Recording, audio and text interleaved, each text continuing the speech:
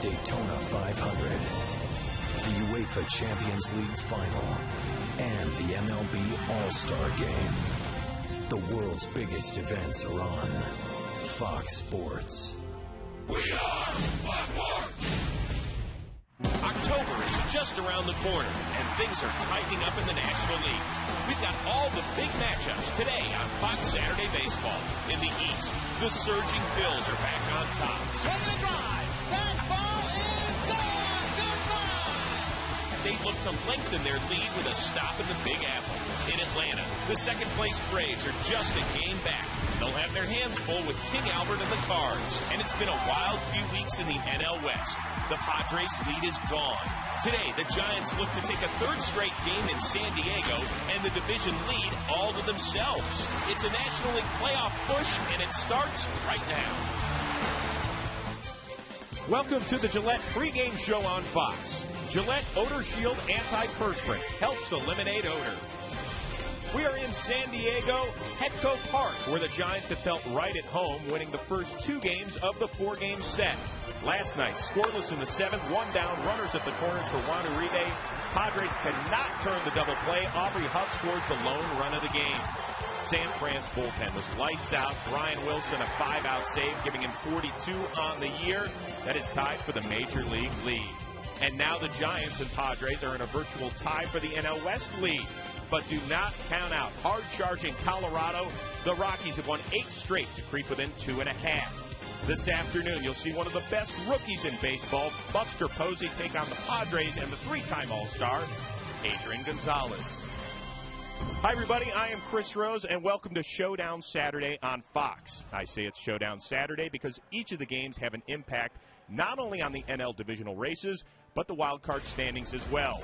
In the East, Philly and Atlanta both won last night, so Philadelphia remains a game up. And the wild card is getting wilder by the day. 4 teams are within 3.5 games. In a few minutes, some of you are off to wild card leading Atlanta to see if Matt Holliday and the Cards have one last run in them against Brian McCann and the Braves. Now keep in mind, if Atlanta wins and the Phillies lose today, there's a tie atop the NL East. Some of you will see red-hot Ryan Howard. He's got 5 homers already this month. Take his swings at David Wright and the Mets. Well, David Wright was one of several members of the New York Mets to continue their long-standing tradition of visiting a local firehouse right around 9/11. The All-Star third baseman joined today's starting pitcher Mike Pelfrey and team COO Jeff Wilpon at Ladder 10, Engine 10 right near Ground Zero on Friday. Ten House, as it is best known, lost 6 of the bravest in the attacks. The Mets were there to honor the memory of those lost and also applaud their heroes. It's always special to come visit these guys and really just thank them for what they do for us on a daily basis. I mean, you're talking about guys that put their life on the line every day, to make sure that, we're safe and protected. And I'm glad that we get a chance to celebrate what they do for us and what they sacrifice for us, because it's a big deal for us to come down here and hang out with these guys. Obviously, we want to thank all the brave men and women who continue to protect and serve, not only here, but also abroad as well. All right, back to the game we love, and we are checking in on the Tampa Bay Rays. Going at it with Toronto north of the border this afternoon, a 2-run double by Ben Zobrist in the 4th, but Tampa wasn't done. The former Colorado Rocky Brad Hopp gets all of this one, his 2nd homer as a Ray, his 3rd career grand slam. It is now 13-1 in the 9th, and if Tampa hangs on here, they're going to be only a game back of the Yankees in the AL East. Remember, New York plays at Texas tonight, and Tampa, in the meantime, running away with the wild card. Up next, some of you are going to see the battle in San Diego for first place.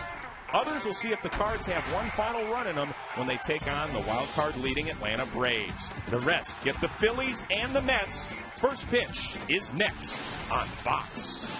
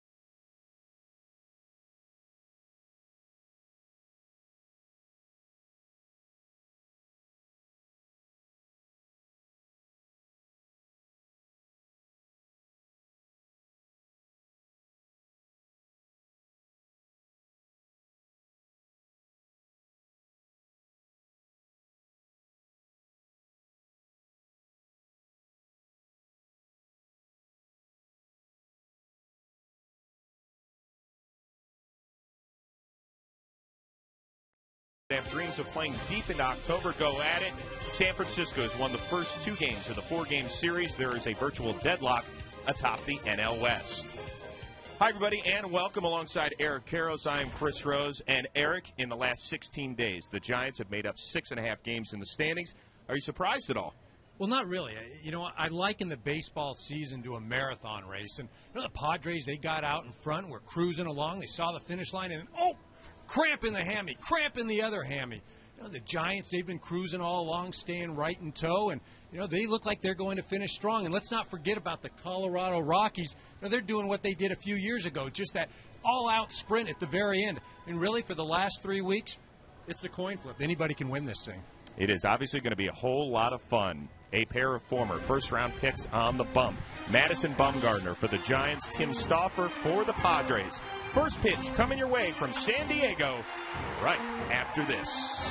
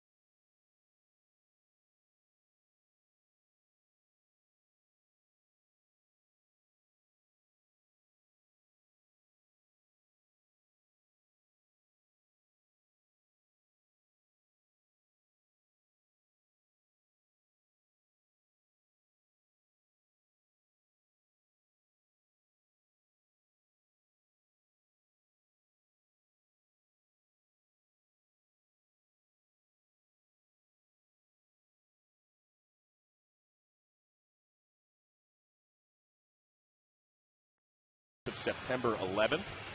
Ball players wearing special caps as well this afternoon. And let's get you all set for today's game as we show you the Giants starting lineup, brought to you by Taco Bell. Think outside the bun. Switch hitting center fielder Andres Torres batting leadoff. The red-hot Freddie Sanchez. They'll be followed by the muscle of the order, Aubrey Huff. The outstanding rookie Buster Posey back in the lineup after a night off last night. Jose Guillen, Pat Burrell, Juan Uribe at third instead of Pablo Sandoval, Edgar Renteria, and the pitcher Madison Bumgardner.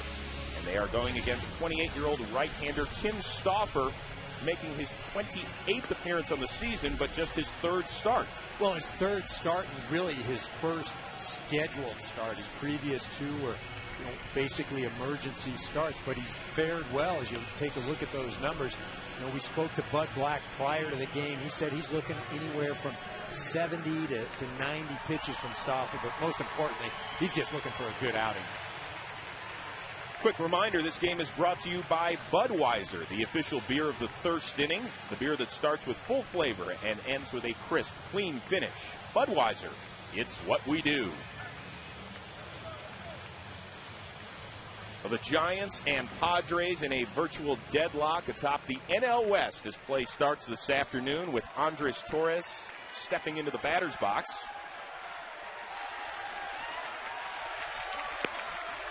And a called first strike by the crew chief, Gary Crawford. Torres hitting .272, but just 5 for his last 43 as he lifts one to left. Oscar Salazar gives chase, but watches it end up in the seats. Well, as you mentioned, he struggled a bit as of late, but for me, he really set the tone for this entire series. Very first night, leads off with a triple, then ends up scoring, gets the Giants out to a quick start. Stauffer off to a quick start, ahead 0-2 in 3 pitches. The Giants' leadoff hitter is gone.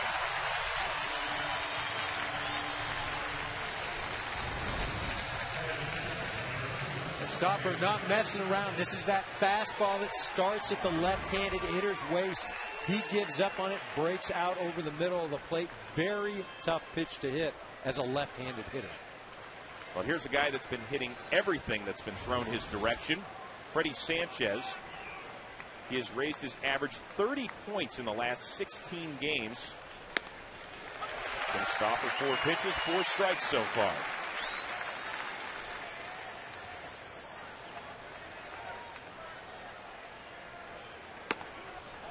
There's the first ball. Sanchez, a guy that was picked up for the stretch run last year by the Giants from Pittsburgh. Struggled with injuries and inconsistencies, but now you're looking at the sort of guy that won a batting championship with the Pirates back in 2006. Well, you mentioned how he's really come along these last 16 games. What you think really was important, got a few days off in Atlanta. Bruce Bochy let him get arrested. Wasn't so much physical as it was mental, and it surely paid off. The 1-2 delivery. Foul. As he mentioned about Tim Stauffer, his 3rd start. He got one back in May, replacing Kevin Correa in the rotation. Had to leave due to a family emergency, and then got one this Monday as Sanchez lifts one to right center. Chris DeNorfia is under it, and there's 2 down. In the outfield, it's Oscar Salazar, DeNorfia, and Ludwig left to right. Headley, Tejada, Eckstein, and the Gold Glover Gonzalez at first. And Yorvit Torrealba, the former Giant, behind the plate, catching Tim Stauffer, whose previous start came on Labor Day when Matt Latos was scratched because he had the flu.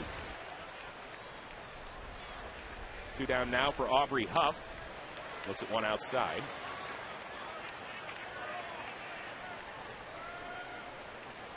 Huff leading the Giants in power numbers, 24 homers, 81 RBIs, and in a pennant chase really for the first time in his career. He was dealt from Baltimore to Detroit last year, but saw limited action as the Tigers were making a run, and he was out in front of one there. But when you're a veteran, a guy that's in his early 30s, who's been in the big leagues for a decade, he savors this opportunity. Well, I think he's really immersed himself in this September run and the fact that the Giants are right in this thing, and he's enjoyed it to the fullest. Hit sharply to Tejada, and Stauffer makes quick work of the Giants in the first. Padres try and scratch one across against Madison Bumgardner.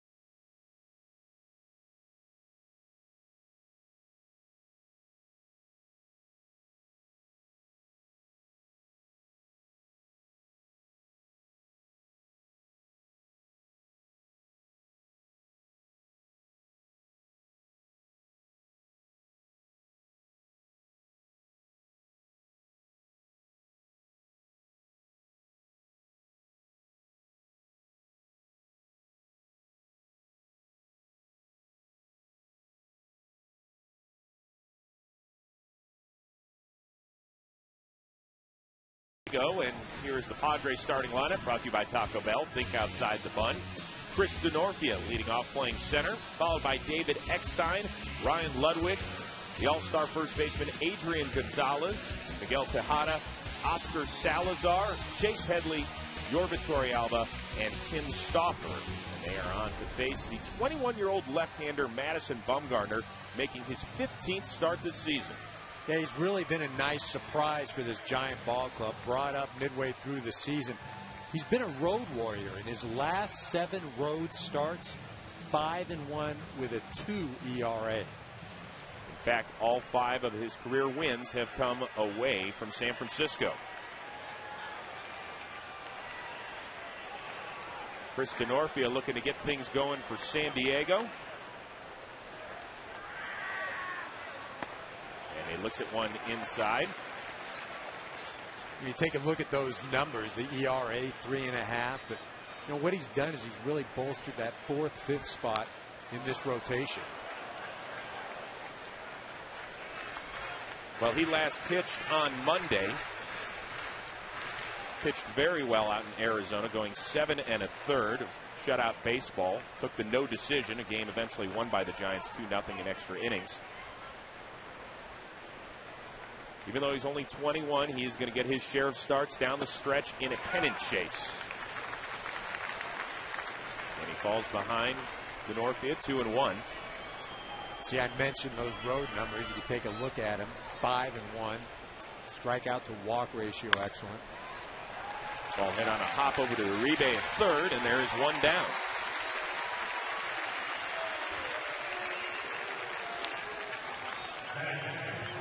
This is the battery of the future for the Giants in Bumgardner and Posey. They were top 10 draft picks a year apart.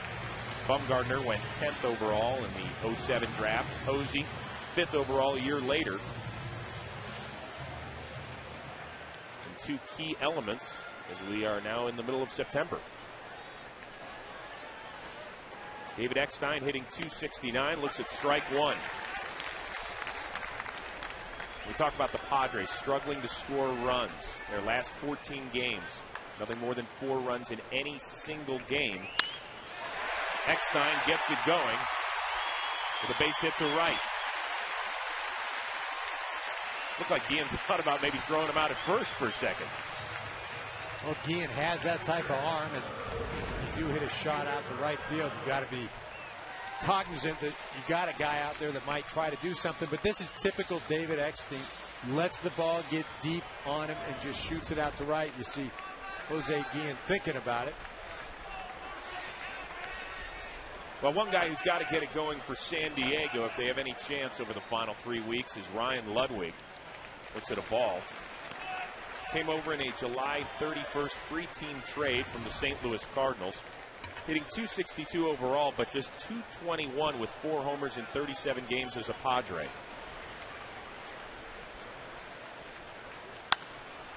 Ball fouled away. Time now for today's 4 keys to the game.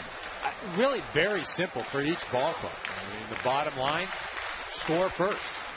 You know, for San Francisco, the reason you score first, you put pressure on the Padres so they feel like, oh no, here we go again. The Padres, on the other hand, you know, they're a team, they score first, they can get to that bullpen, they can defend the other team. And here's a double play ball. Sanchez over to Renteria to Huff. And that erases the runner. Another pitcher's duel going. Through the first inning, we are scoreless.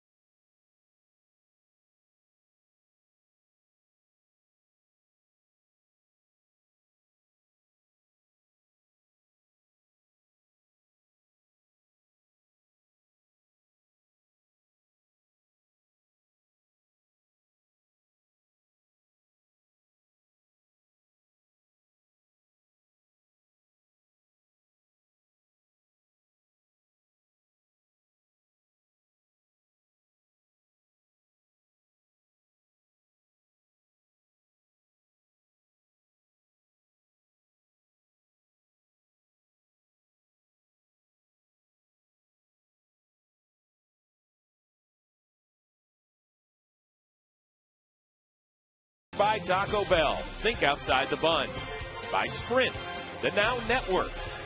And by Ford. Drive one. Scoreless as we head to the top of the second in San Diego. And now we've got the Sprint player first for Buster Posey of the San Francisco Giants, who will lead off this frame. Posey having an outstanding year, first among Major League rookies with that .325 batting average. Yeah, and you're looking at what he does offensively, but I think probably more important for this Giant ball club is his ability to get comfortable with that pitching staff and just lead. That's something that young catchers takes a while to do, but he's adjusted mighty fine. Looks at a called strike on the outside corner.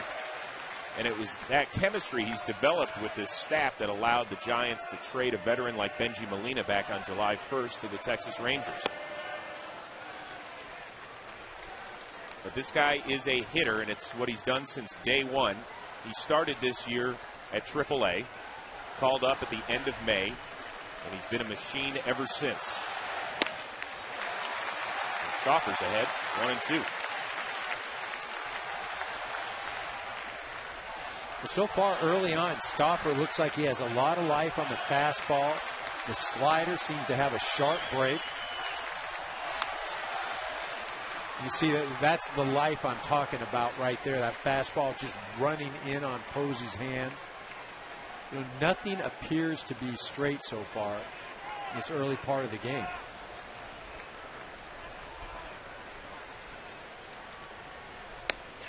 Called third strike. Second strikeout already for Tim Stauffer. We check in with a third member of our crew, Ken Rosenthal. Well, Chris, the Padres rotation could take on a different look in the final weeks of the season. They could stick with Stauffer and rookie Corey Lupke, and they also could turn to right-hander Chris Young, who has been on the DL virtually all season with shoulder inflammation. Young makes his third rehab start tonight, Class A Lake Elsinore, with pitching coach Darren Balsley in attendance. That park is only about an hour north of here, and after the game, Balsley's going to drive up there to see how Chris Young is doing. All right, Ken, thank you.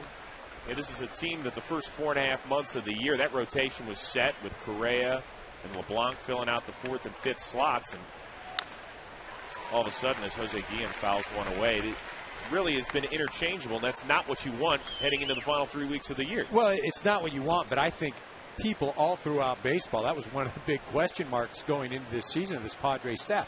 What are they going to be like in August and September? Guillen laces one to the alley, and this is going to be extra bases for the veteran. It goes all the way to the wall, and Guillen checks in with a one-out double. His 21st of the year. Of course, he was picked up in the middle of August, trade from the Kansas City Royals. Well, this ball is meant to be outside, and as I mentioned, the movement that Stauffer has, it starts off away, but then comes back towards the middle of the plate. It's up in the zone. Guillen drives it to the alley. You know, and that's something that Guillen hasn't done. He's hit well, but he hasn't driven the ball or hit for any type of power. There he gets an extra base hit. Up steps another American League castoff, Pat Burrell. Sent packing by the Tampa Bay Rays earlier this year, picked up by the Giants, and he's been a gem as he looks at strike one. Well, he's basically been the machine. I mean, that's what he's been. He's come over, he's swung the bat well, he's hit home runs, played a solid defense. You couldn't really ask for anything more. Grew up in the Bay Area, and he's been phenomenal. He's hitting .313 on this current 10-game road trip with 3 homers.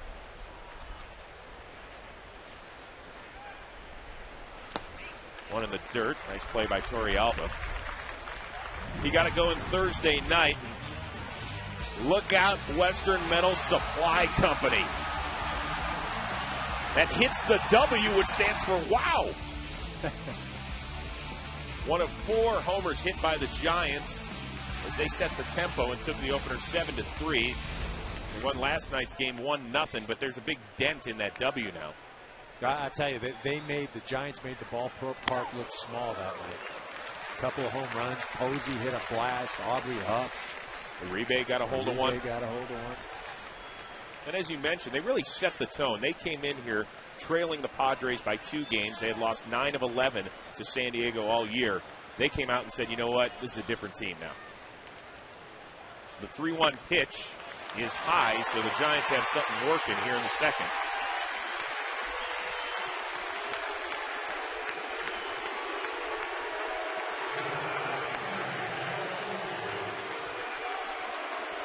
Well, this is a guy you really have to be careful with. You know, you've got to throw the fastball that starts in the middle part of the plate and bears in on his hands.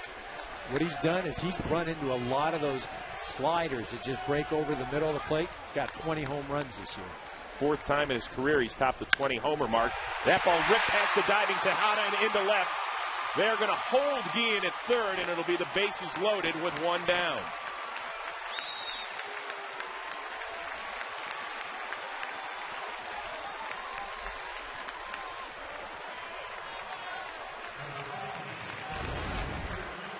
Uribe continues to do some damage in the month of September. Well, he shoots his ball to left field, and again, Jose Guillen at second base doesn't run very well. Tim Flannery, the third base coach, holds him up. Now you've got the number 8 hitter in the lineup, Edgar Renteria. And pressure on Renteria to get something done, because now you've got the pitcher in the on-deck circle. The veteran does have 8 career grand slams. Takes a big rip there. You know, not a bad play, the safe play to hold the runner up. The only thing about it is you want to put the Padres on their heels, force them to make plays, because they've played tentative and they know that they've got a lot at stake. So it's almost as if you're the Giants right now, force the issue. And because of where you are in the lineup, probably would have sent him. And Stauffer gets ahead 0-2. And one other point about that, you've got a guy in left field in Oscar Salazar who's making only his 13th start all season in left. But now Stauffer has done his job. Up 0-2.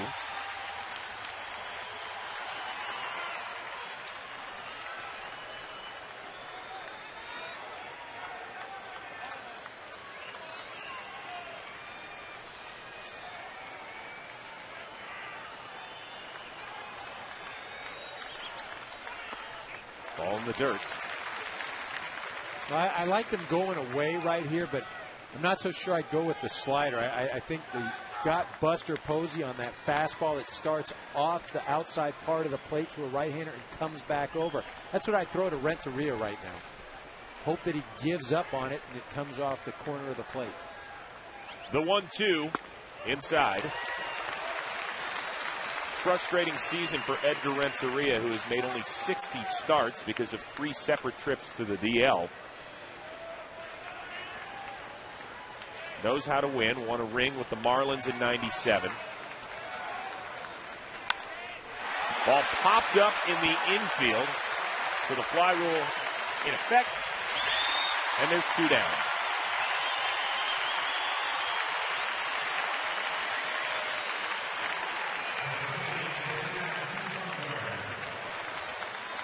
And so now it's up to the pitcher, Madison Bumgardner. 5 for 31 this season. Does have a double. And a big kid at that. Well, and if the Padres can get out of this, then obviously they shoulder the momentum. And that's where we go back to Tim Flannery holding Jose Guillen at third on the Uribe base hit. Broken bat, one hopper to Eckstein, and the Padres get out of it. The Giants load the bases, but cannot push one across.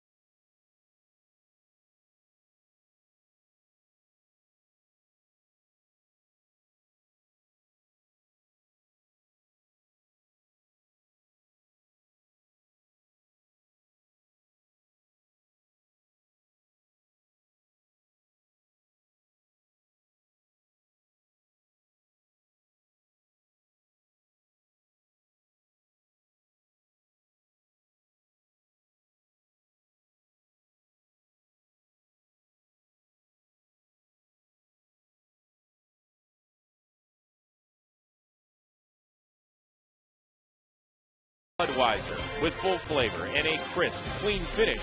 It's what we do.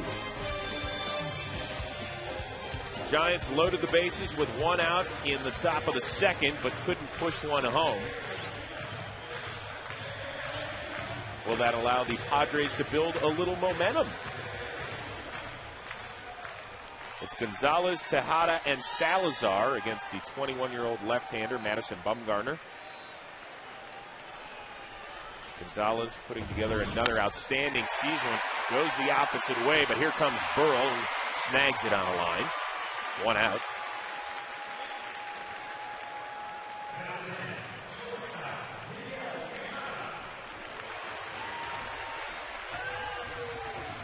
And that'll bring up Miguel Tejada. Came over right before the trade deadline on July 29th from the Baltimore Orioles. Hitting .258 in 37 games as a Padre.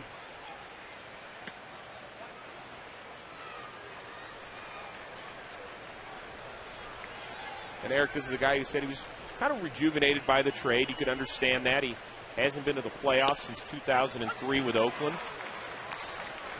Well, he comes to a new ball club. The adrenaline starts to kick in because every time you are coming to the ballpark, the game means something.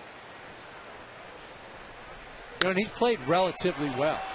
He hasn't been exceptional, but he's been more than what they were getting from the shortstop position. He flies out to Jose Guillen, and quickly there's two down.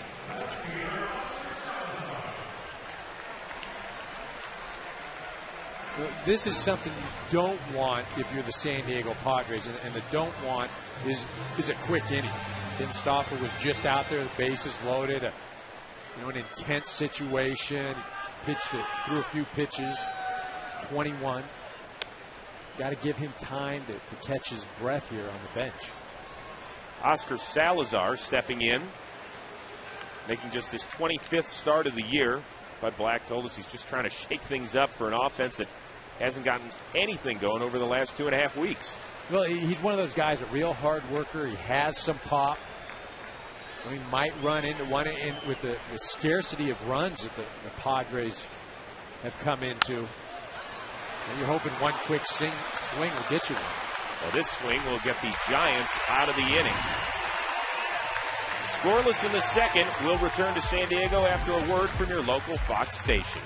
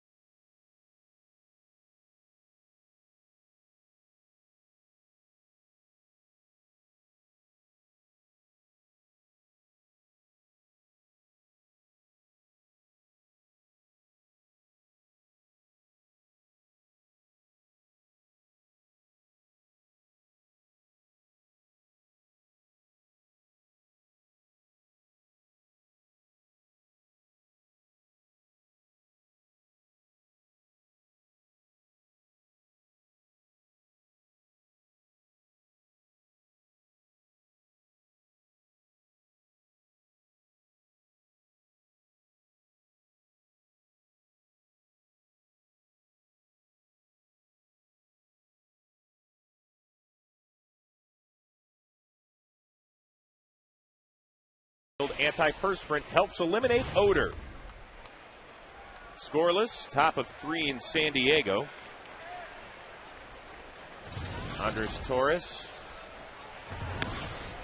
has seen 4 pitches today, and all of them have gone for strikes. Well, I think this is a real important inning for Tim Stauffer. He just went in, didn't have a lot of rest, just came off battling a bases-loaded situation. Ball flown to left. Salazar has one down. A nice start for him, too. You're facing the top of the lineup, so as I mentioned, very key this inning for Tim Stauffer. Stauffer, a guy who was the 4th overall pick in the 2003 draft, groomed as a starter. Last season made 14 starts, going 4-7 with an ERA of 3.58. This year found a nice home in the bullpen, where he's been super effective. An ERA a smidge over 1.7, but now it looks like this guy might be here to stay if he keeps pitching like this. Well, he's got 4 pitches. He's the fastball, slider, curve, change. Not a lot of change-ups, but he will throw them, especially to the left-handed hitters. But a lot of movement on all of his pitches. Got Sanchez to ground the 0-2 pitch over to Eckstein, and there's 2 down.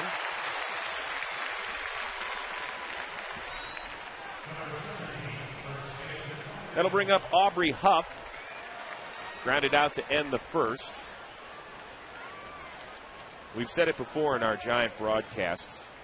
Signed for a 1-year, $3 million deal in the offseason, and what a pickup he has been. Well, he really has. Playing first base, he's played the outfield. I don't think the Giants realize how much he'd contribute defensively. The word was this guy would just get out there and he'd hit, hopefully, and anything else was gravy. But really the complete ball player. Last night, a big stolen base. And as good as he's been on the field, arguably better in the clubhouse.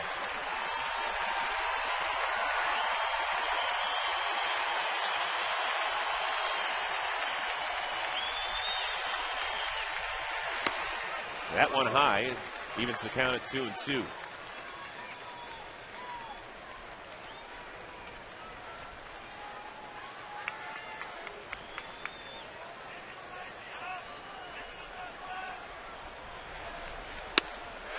And a called third strikeout of the afternoon for Stauffer. We'll be joined by the Padres GM, Jed Hoyer, when we come back.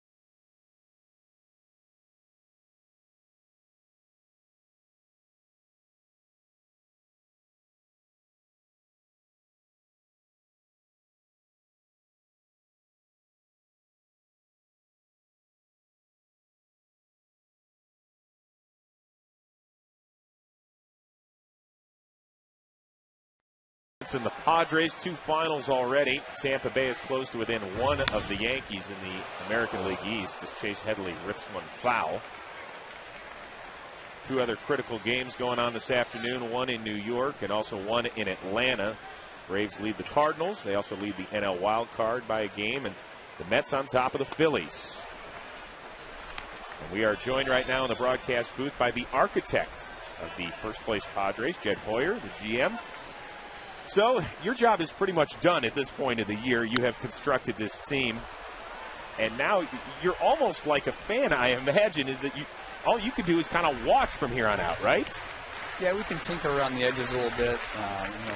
We brought up a lot of guys in September to expand the roster and give us some depth. But yeah, for the most part, at this point, it's you watch and hopefully we'll turn things around here the next couple weeks. Swing and a miss by Headley, and Posey throws down to first. You've been watching. Tell everybody what's been happening. What have you seen that's been different than what this Padre ball club has displayed for the first 5 months of the season? I think it's 2 different things. I think that during our losing streak, all year we've been really good taking care of the ball and not making errors. We made some big errors in big spots, and we can't afford to do that. With our offense, we don't have a big margin of error, and we made some important mistakes in important spots. The other thing is we're just not hitting, period. I think we've scored about 2 runs a game over the last 15, and I don't care how good your pitching and defense is, you've got to score some runs. And we're in a 2-week funk right now, and we have about 3 weeks left to go. So hopefully we can turn that around and put some crooked numbers up there. Your Vittorialba now at the plate, fouling the first pitch away. I think a lot of people thought the Padres were going to be better in this division. This one is laced to right. It gets up, and it gets out of here.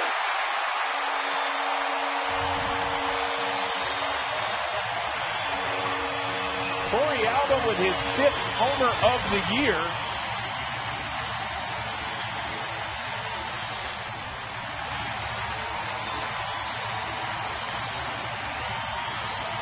And just like that, it's Jed Hoyer 1, Giants nothing. Good luck charm. I tell you, this park plays a little bit different during the day. That part, I'm not sure that ball gets out at night. The ball carries the right field a little better during the daytime hours, and that ball is able to get out of here. Well, I think right there, too, very important for the Padres to get out in front. Not often during the stretch of the struggles have the Padres had the lead. And talk a little bit about this ball club when they do have the lead, how important it is because of the pitching, because of the bullpen, and basically because of the defense. Yeah, that's a great point. I looked it up actually during that 10-game losing streak, and I think we led for like 5 or 6 innings the whole time. And all year we've done a good job of keeping games close, getting a lead and turning it over at the end to Thatcher, Gregerson, Adams, and Bell, and those guys have been outstanding all year. So with a lead, we're a very good team, and we don't have the offense to claw from behind all that well. So there's no question that during that stretch, we weren't able to play ahead, and that's hard for us. Well, right now the pitcher Tim Stauffer is ahead in the count, 3-1. I imagine it's great for you to see as Stauffer takes a big rip there. A guy like Stauffer come in, and he accepted his role in the bullpen, and he's been outstanding out there. But now when you need him most, he's able to step up, and he's pitched well in this starting role. He's done a very good job, and he's kind of stretching himself out as he goes, which is not a very easy thing to do. He was, mostly throwing in relief, 1 or 2 innings all year. And we stretched him out now. He can probably go by 80 pitches today. So that's not easy to do in season. And, we're glad to see he's able to do it. Well, speaking about pitching, we've heard that Chris Young throws tonight. Is he a realistic possibility for this Padres staff as we head into these final 3 weeks? Yeah, tonight's sort of I don't want to say a final test for him, but a big test for him. He's already thrown two times in the minor leagues and thrown very well. Tonight he's supposed to go about 75 to 80 pitches in a playoff game for Lake Elsinore. So if he throws well, I don't think it's out of the realm of possibility that we would activate him and let him throw here 2 or 3 times coming down the stretch. But it's a big test. He's one of the keys for Chris is his velocity. He's a fastball deception guy. He needs to probably be in at least the mid to upper 80s, and he's been sort of 84 to 85. Hopefully he can get up to 86, 87, and at that point I think he can be effective. Well, Chris DeNorfia has fallen behind Madison Bumgardner, 0-2. Ball laced foul. Denorfia is a guy that's been a great find for you in his parts of 5 Major League seasons. He had played a total of 100 games with Cincinnati and Oakland, and he's done a nice job for you. He's been great, and he's a really high-energy guy, good in the clubhouse, and he's been able to play all 3 outfield spots for us. And with Tony Gwynn out, we miss his defense in center field, but Chris and Will Venable have done a good job of filling in for him.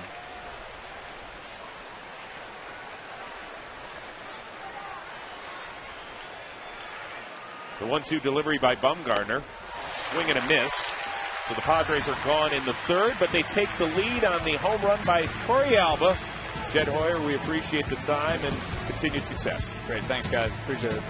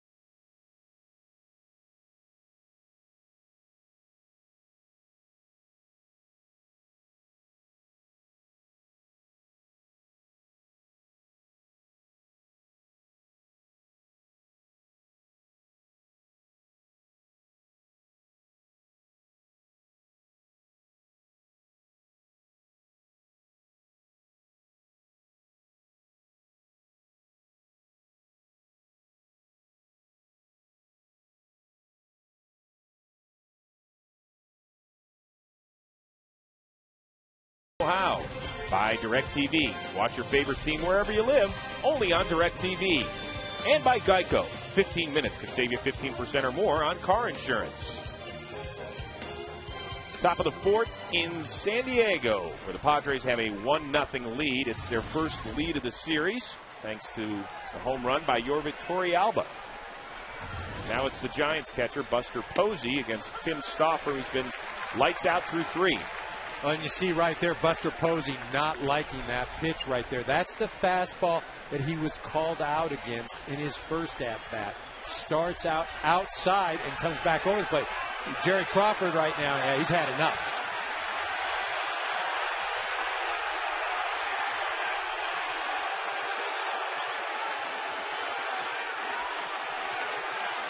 Barkin with Bruce Bochy. Well, this pitch is outside. It is a ball, but Jerry called it a strike the first at-bat. You know, you see Buster, he says something to Jerry. Jerry's nodding his head. He's got something to say. And really, that's the last person that's going to bark is the catcher, because he wants that same sort of zone for his pitcher.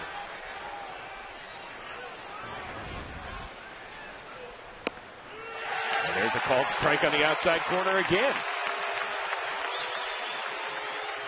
Well, that's the thing, and you're dealing with a veteran umpire, and you're not going to win that battle. You know, this is a guy that's seen all types of players, seen Hall of Famers. You know, and a rookie, John, with him isn't going to go over well. Jerry Crawford, the crew chief.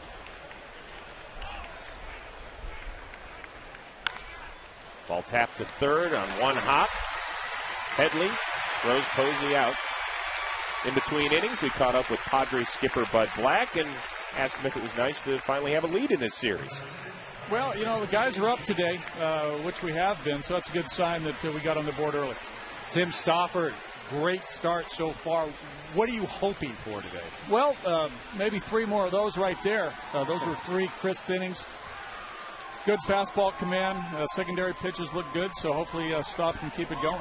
And I imagine that the top of the first was critical. Bases loaded and 1 out, and the guy got out of it. Well, he did. You know, a good at-bat against Renneria, got him to pop up, and then the pitcher swings the bat very well, we know, and he got one off the end of the bat right back. So that was a big lift for him. All right, buddy, we appreciate the time. Thank you. Okay, guys. And Stauffer continues to work well and quickly, already ahead 0-2 on Guillen. He laced a 1-out double in the second, but was stranded at third in what might have been already the key play of the game. Base hit to left by Uribe, and Tim Flannery decided to hold Guillen at third. Yeah, you know, I mean, it's one of those things when you take everything into account, you know, the magnitude of the series, the fact that the Padres have lost the first 2 games. In hindsight, Tim Flannery probably sends him. You know, if this is a game in the middle of the season and you don't have all these other variables intact, then you hold him. Little liner right there to David Eckstein, and there's 2 down. And it is time right now for a DirecTV game break. Up in New York, it's the rookie Ike Davis slicing one down the line. The Mets take an early 2-0 lead on the Phillies. Remember, you can see every baseball game in HD. Call 1-800-DIRECTV. If the Mets beat the Phillies and the Braves beat the Cardinals this afternoon, there will be a first-place tie in the NL East as well with 3 weeks to go. Yeah, real great race. Wild card. Races in the East and the West in the National League. You know, makes every game really starting now like a playoff game. Take a look right there. That wild card. Man, everybody's bunched up. Well, keep in mind, Philadelphia and Atlanta play 6 more times down the stretch. Well, how about the final weekend? I mean, the final weekend, the National League West, it'll pit the San Diego Padres against the San Francisco Giants for the final 3 games. The Braves and the Phillies battle it out the final 3. Now a 3-1 count on Pat Burrell, who walked in the second.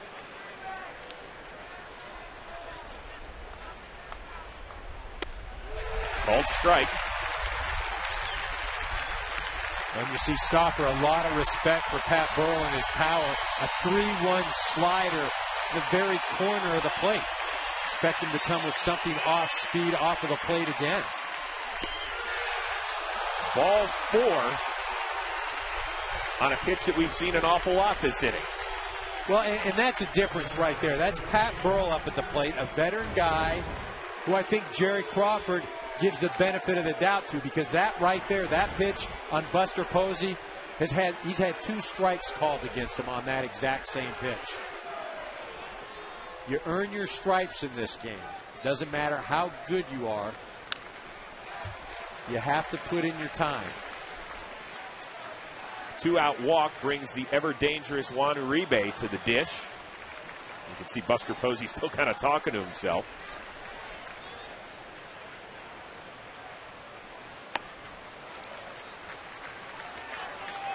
Uribe singled back in the second, but as I mentioned, Jose Guillen was held at third.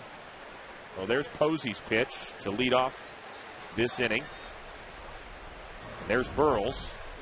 They looked a lot alike up here. Same pitch, different call. But again, you're not, as a player, you're never going to win that battle with the umpire. Never. You see, that's a pitch to Posey. That's a pitch to Pat Burrell. And now the 1-2 pitch to Juan Uribe. Way outside.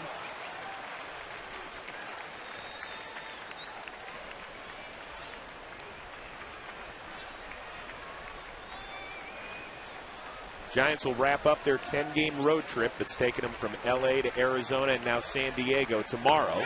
Check swing. Yes, he did go around.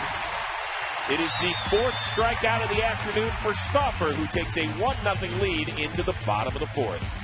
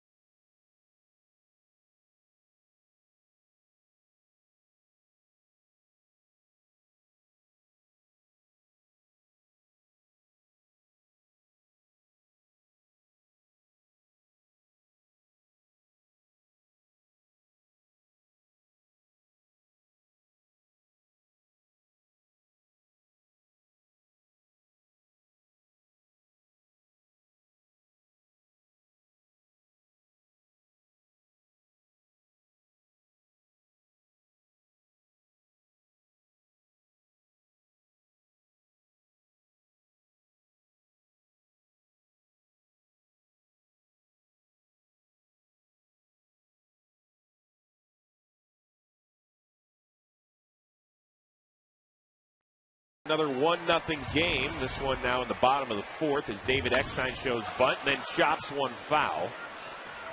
And in between half innings, crew chief Jerry Crawford, rookie Buster Posey having a nice little discussion. Well, I don't think it's much of a discussion as much of it, but it's a scolding. And again, you're not going to win that battle. I mean, I remember as a young player in 1993, I got into it a bit with a veteran umpire, and that year was a nightmare year for me. Ball lifted to right. Ian squeezes it. We also caught up with Giant skipper Bruce Bochy in between half innings and asked him about what was going on with Jerry Crawford. Well, you know, the hitters are a little frustrated. They feel like it's getting a little wide there, and, you know, we're taking up for them. But, you know, it's part of the game. It's intense out there, but, you know, they just thought a couple pitches were away there. You made up a lot of ground in the last 16 ball games, Bruce. For you, what's been the key to making up that ground? Well, I think more than anything, we got some help, and, you know, that's nice to get. But at the same time, we're playing better ball. We're pitching better. We're getting timely hitting. Again, we don't score a lot. Our pitching's coming through for us, and that's what it takes, you know, get those timely hits and pitching. All right, Bruce, thanks for the time. We appreciate it. All right, guys, thanks. Well, so far getting an outstanding effort from his 21-year-old left-hander. Well, you know, I think there have been a number of things. Aubrey Huff has started to swing the bat well as of late. Gets Ludwig.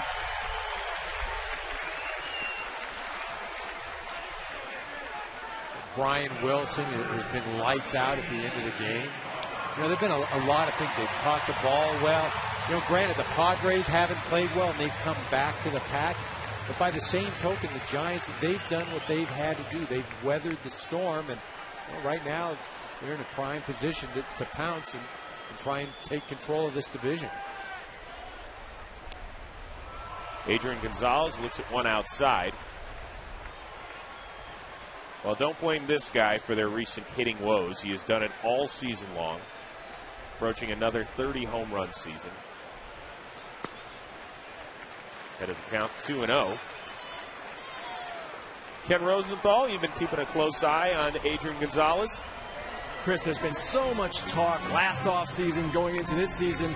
Would the Padres keep him or would they trade him?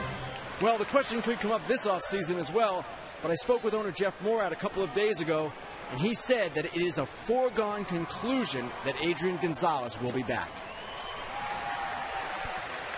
Well, this was a guy who's been the face of the franchise the last several years. Of course, he grew up in the San Diego area. You thought by this time he'd be wearing a different uniform. Yeah, you know, I think, though, it's obvious that he'll be a part of this ball club unless the Padres are just overwhelmed this offseason, because you take him into next year and then around the trading deadline, if you're not involved in the race, it becomes a bidding war. And that's when Gonzalez will attract his highest value as far as trade bait. So I think it goes without saying that, you know, he'll be a part of this ball club at least until the middle of next year. Ken, your thoughts? Well, they are willing to sign him long term, but only on their terms. And that would be a 3-year extension beyond next year. They're not going to go to 8 years like Mark Teixeira got from the Yankees. And that is what Adrian Gonzalez very well might command on the open market. This one fouled on the left field line.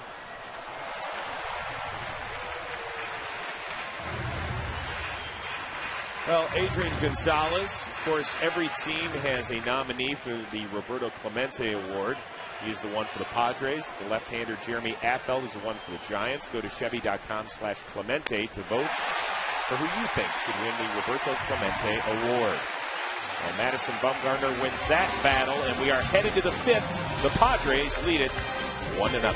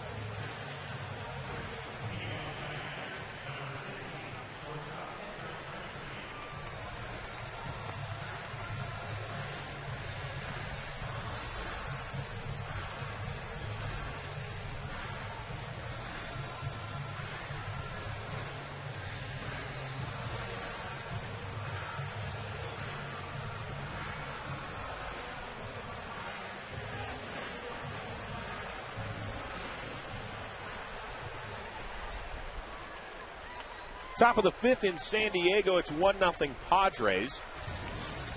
These two teams have played 3 1-0 games already this season in their 13 meetings, including last night's, won by the Giants.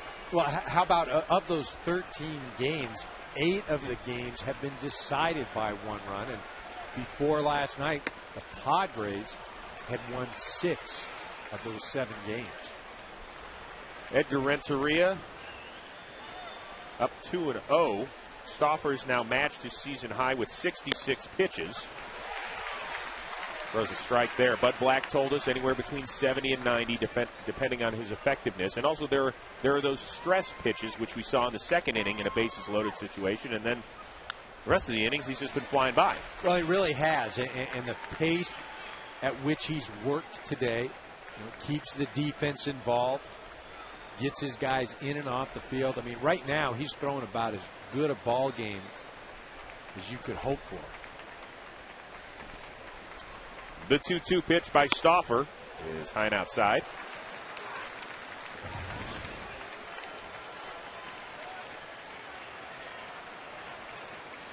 Giants have yet to get the leadoff man in any inning. Swing and a miss, and they won't here in the fifth. Fifth strikeout for Stauffer. Well, besides having the movement today, Stauffer's really been able to locate his pitches. It's one thing to be able to throw 3 or 4 different pitches, to have the movement, but he's also displayed the command, hasn't left things over the middle of the plate. Madison Bumgardner, big swing and a miss. He grounded out in the second with the bases loaded to end the frame. The one and only scoring chance this afternoon for the Giants. That ball popped up to right. Ludwig battling the sun out there. Kind of loses it. Now finds it again. And there's 2 down. Well, tomorrow it is back. The NFL regular season kicks off with a doubleheader on Fox, beginning with the Panthers battling the Giants in the New Meadowlands, or the Falcons, Steelers, maybe even the Lions and Bears. Then Aaron Rodgers and the Packers take on the Eagles. Others get the 49ers, Seahawks, or the Cardinals and Rams. Coverage begins at noon Eastern, 9 Pacific with the Ford Fox NFL pregame show, brought to you by the all-new Ford Edge. Drive one. So the NFL officially back Thursday night when the defending Super Bowl champion New Orleans Saints bested Brett Favre and the Minnesota Vikings. Swing and a miss by Torres. 0 for 2 and now 5 for his last 45.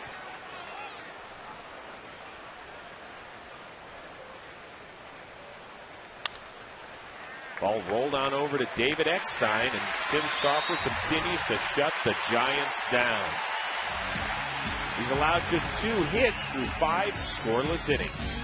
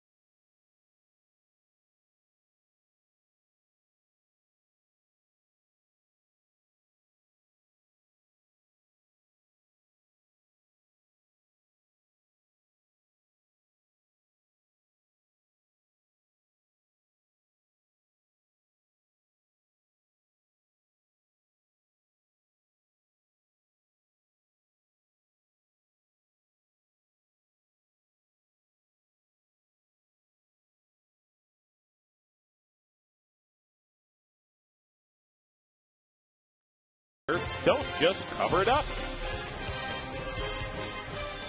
Beautiful day in San Diego. Stop if you've heard that before. And also stop if you've heard this. It's 1-0 between the Padres and the Giants. Now our sprint player first for Miguel Tejada. First among active shortstops in home runs and RBIs. Tejada, a 6-time All-Star. He was the AL MVP in 2002 with the A's when he hit 34 homers, drove in 131 runs. And here he has his bat sawed off by Bumgardner, who gloves and throws, and there's one down. Woo. Well, Bumgardner just runs this one in on Tejada's hands. Not much he can do with that. Bat comes right in half. It's a worse feeling. You hit a ball like that, the bat explodes. Pitcher's got the ball. You're not even a step or two out of the box. And you're going, oh, jeez. I got to run down to first here. Not that it's a tiring thing, but it's like, look, I'm out, man. I'm embarrassed. Let me just get back in the dugout. One down for Oscar Salazar, who flew out to right in his lone plate appearance. Ernesto Frieri, at least he is starting to stand out there in the Padres bullpen. bullpen. You know, he's thrown a little bit, and this is Bud Black thinking ahead. This is a smart move, too, because Stauffer's thrown over 70 pitches. And he said anywhere from 70 to 90. You don't want to get caught in a situation where a few guys get on here, and then you don't have anybody warming up down in the bullpen. Stauffer, you want to pinch hit for because he's done his job. So, again, this is just one of the things that the manager's got to be thinking ahead, trying to anticipate situations so he's not caught, basically, for lack of a better phrase, with his pants down.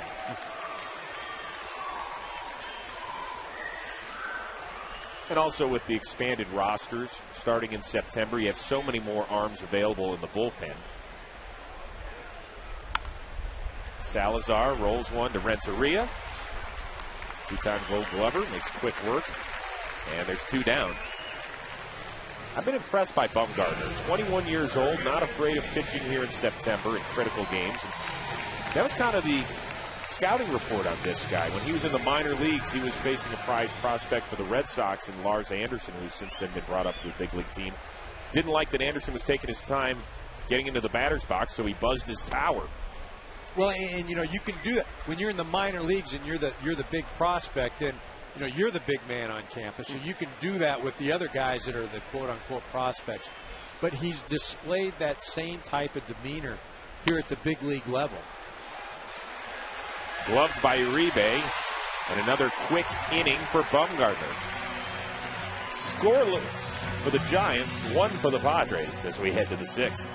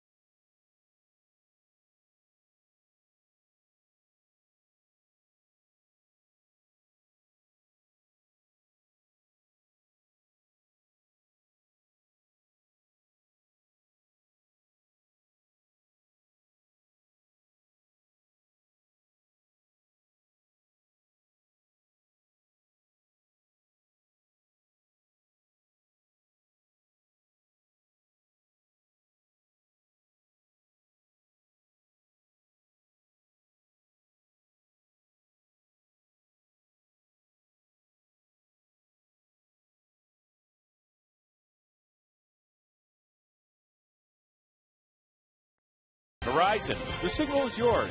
Wield it to transmit anything you want. Verizon. And by Chevrolet. Every model is backed by a 100,000-mile, 5-year powertrain limited warranty. Sanchez, Huff, and Posey to try and get something going against Tim Stauffer here in the 6th.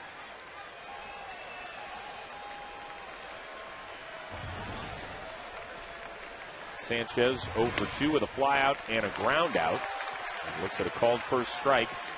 20 hitters face now for Tim Stauffer, 16 first pitch strikes. And he's ahead 0-2. Well, you see, he's just wearing out that outside part of the plate. He's recognized that Jerry Crawford, the home plate umpire, really expanded that outer part. Torey Alba continuing to set up outside. So what do you do as a hitter? You've got to move up on the plate. What you do is that when you do have 2 strikes, you've got to protect. It doesn't mean when the count's 0-0 or 0-1 that you've got to worry about that. It is what it is. And if Stauffer can continue to hit it, oh well. The 2 strikes, though, you've got to get out there. Ball popped up behind third. Tejada and Headley. It'll be Tejada. There's one down. 1-0 game here in the 6th. Of course, that was the score of last night's game, thanks in part to Aubrey Huff. Well, and not really any offense. At first he gets hit by a pitch, then he steals a base. His 31st career stolen base. Advances here on a fielder's choice. Really bad base running, but able to out-hustle the ball, and then scores on a fielder's choice. I mean, you talk about manufactured run. And what really didn't get recognized that much on that play where he scores on the double play. Bruce Bochy had pinch run for Jose Guillen at first base. Put Nate Scherholtz at first base. He was speedy enough to break up the double play, get to David Eckstein. And that's where a managerial move really changes the complexion of the game and the outcome of the game. And Eckstein actually mentioned as much. He said, I just couldn't get much on the throw because Scherholtz had barrel rolled him. Yeah. Basically at second base. So you're talking about little things that don't show up in the box score. Well, this shows up in the box score as a base hit by Huff, just the 3rd on the afternoon for the Giants. Well, here is today's Verizon game summary, and it is pitcher heavy, Eric Karros. Well, the pitchers have done a wonderful job. They've worked quick. They've been pitch efficient. They've thrown strikes.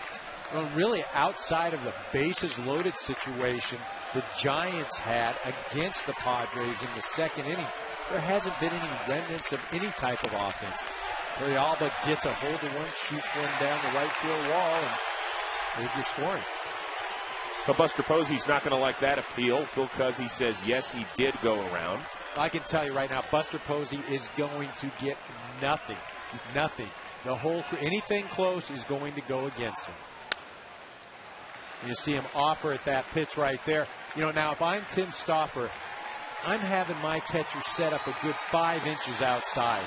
And I'm going to throw it out there because right now Buster Posey, he knows, he's thinking, oh man, if it's outside again, Jerry Crawford's going to ring me up. Oh, jeez.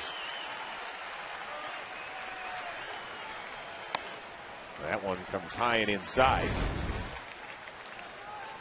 Here's the check swing. You see the check swing right there. It doesn't look like he goes right there. But if that bat moves at all, like I said, he's not going to get the benefit of the doubt at all today. This could be 2.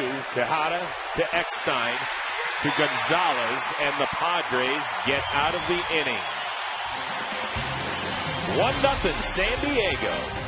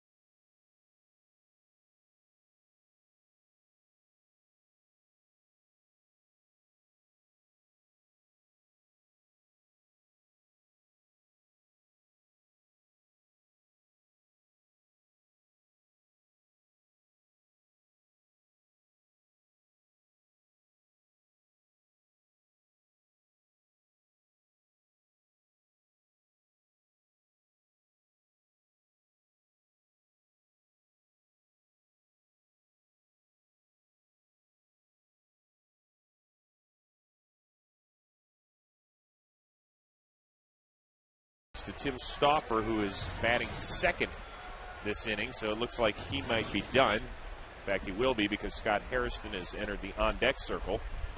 But right now it's the man who has provided the lone run this afternoon, your Torrealba, stepping up to the dish. Well, he got a hold of a fastball and hit it out to right field over what is affectionately known as the Petco porch. He's back in the third. His fifth of the year for a guy who's really been struggling, hitting just a .149 in his last 15 coming into this game. Going high and tight. Torrealba spent 5 years with the Giants, with the big league club, actually an undrafted free agent by the organization in 1994. Couple of hops over to Sanchez. And there's one down.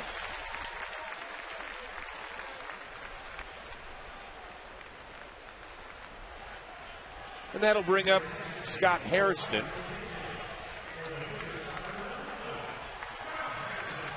Guy who's been an everyday outfielder for the Padres much of this season.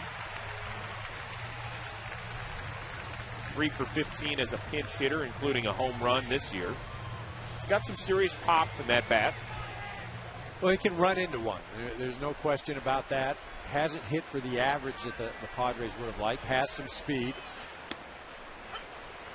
Looks at a called strike. His brother, Jerry Hairston Jr., could be activated from the 15-day DL tomorrow. He's been bothered by a sore elbow. Tested it a couple times this week, and that one gets launched to left. Burrow back on the track, and there are 2 down. Well, that's what the Padres were hoping for. Maybe another 20 feet, but hoping that he could run into one. One swing of the bat, this ball gets in on him a bit. Doesn't really get all of it. Let's see. Doesn't hit it square. Well, there is plenty of room here at Petco Park. Yeah, no question. But again, the other night, Thursday evening, number of home runs, number of long home runs, which is uncharacteristic of this ballpark. Chris Denorfia looks at a called strike. Leadoff position has been a trouble spot for the Padres all season long. MLB worst 222 out of the leadoff spot. Denorfia 0 for 2 on the day, and now 0 and 2 in the count. And they've had a number of guys try to fill that role. But nobody's been able to stabilize that leadoff spot.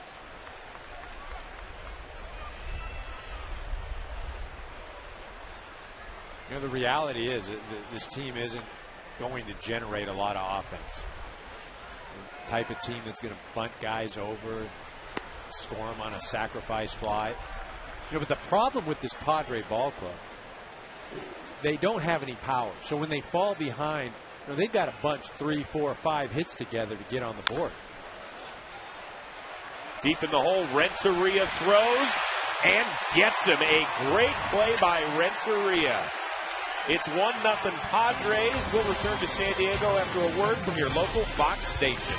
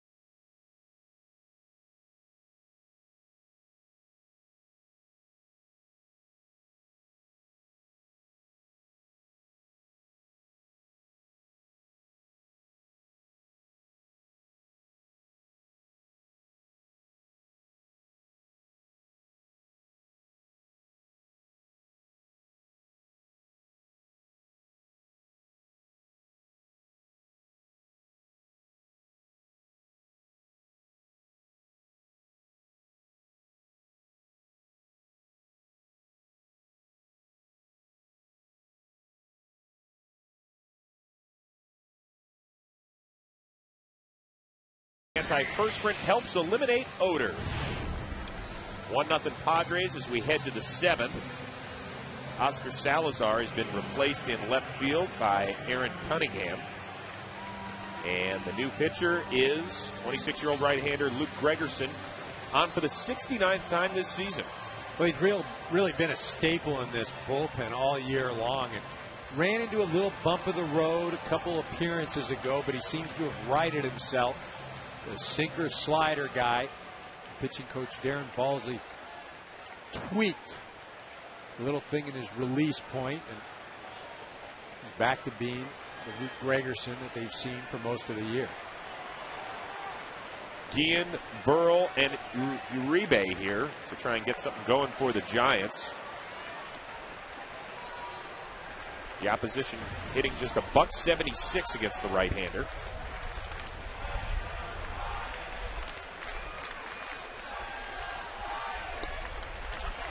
And Guillen looks at a called strike. And the Padres, this is what they've been able to do all year long, is shorten the game. Get it to the 7th inning, get it to the Gregersons and the Adams, Thatcher, then eventually Heath Bell. That was the game plan, at least according to GM Jed Hoyer when he joined us earlier in the game. And you see Heath Bell there. You see he looks anxious and nervous and is really shaking right now, huh?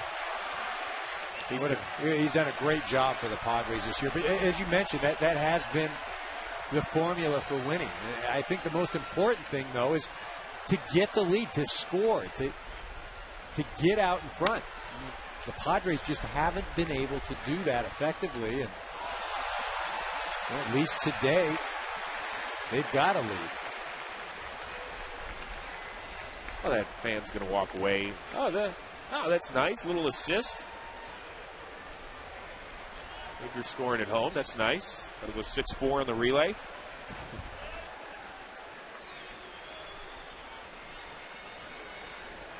The 1-2. Swing and a miss. 6th strikeout of the Giants batter this afternoon.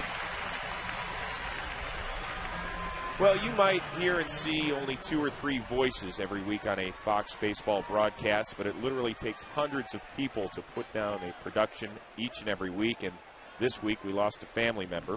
One of our statisticians, Mark Wagner, best known as Daddy Wags, passed away. Mark worked most closely with announcer Tom Brenneman and his crew, but anybody that ever met him always saw that great Giant smile on his face. Daddy Wags, we're going to miss you, my friend.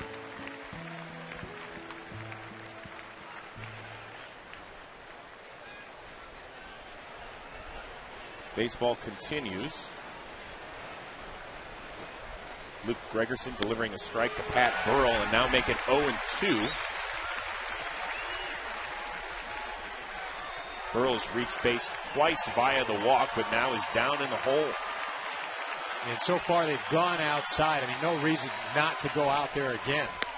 They've been living out there, and it's been working all day long. Back-to-back strikeouts for Gregerson to start the 7th. You see, sets up about 4 or 5 inches off of the plate, throws a slider, the pitch running away. Pat Burrell knows that Jerry Crawford has been calling that pitch there. Not much you can do. If I'm Torey Alba, I'm setting up away, away, away. I don't want to miss inside where one swing of the bat can tie the ball game. And Uribe was trying to do just that.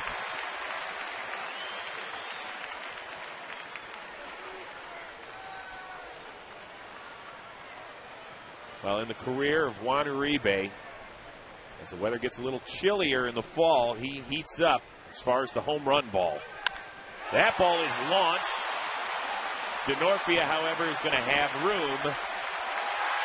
And 3 up, 3 down yet again for the Giants here in the 7th.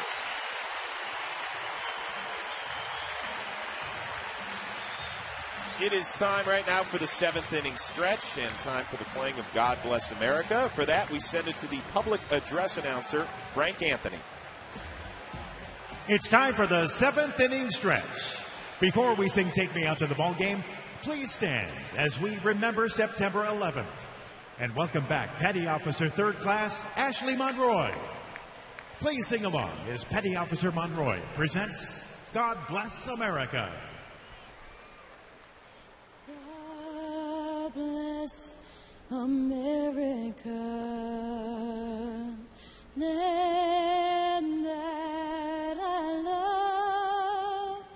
Stand beside her and guide her through the night with a light from above, from the mountains to the prairies, to the oceans wide with foam.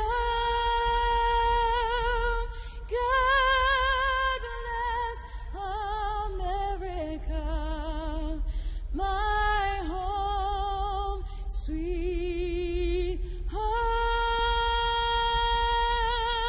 God bless America, my home, sweet home.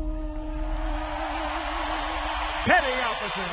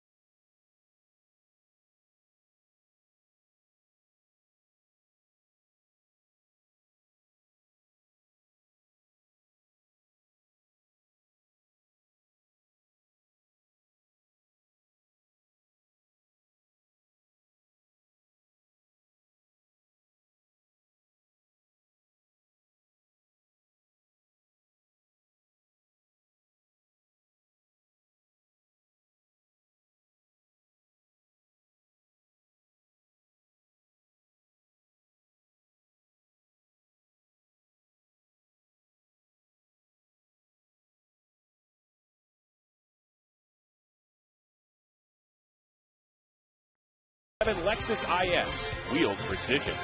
And by Progressive, making insurance better. And by One A Day Men's, the official multivitamin of MLB, specially formulated for men. Bottom of 7 in beautiful San Diego. Eckstein, Ludwig, and Gonzalez against Madison Bumgardner, who has set down 11 straight. Starts with a wide one there. It's the battle for first in the NL West. Padres have been atop the division every day since June 16th. Giants checked into the penthouse last night for the first time since early May. That ball going to fall. Renteria back, and there is one down. Ken Rosenthal, what do you got cooking down there? Well, Chris, the perception coming into today was that all the momentum was with the Giants. But I spoke with a member of the Giants front office before the game, and he said, hey, we need to win today. And here's what he was thinking. He was thinking basically that even with Tim Lincecum going tomorrow, the Giants' opponent, Matt Latos. And Latos against the Giants this season, a 0.96 ERA in 4 starts. Kenny, thank you. Tim Lincecum. He's pitched much better, back-to-back starts, but he went winless in all 5 of his games in August. And even though he's the 2-time defending NL Cy Young Award winner, he might be facing the guy who's going to win it this year. Well, Manny Latos has been great, no question about it. And right now when you go against him, you can't figure that you're going to score many runs.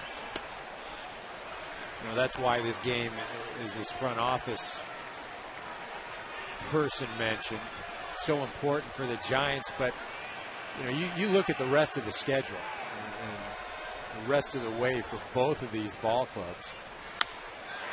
Ludwig. It is tracked down by Torres, and there are 2 down.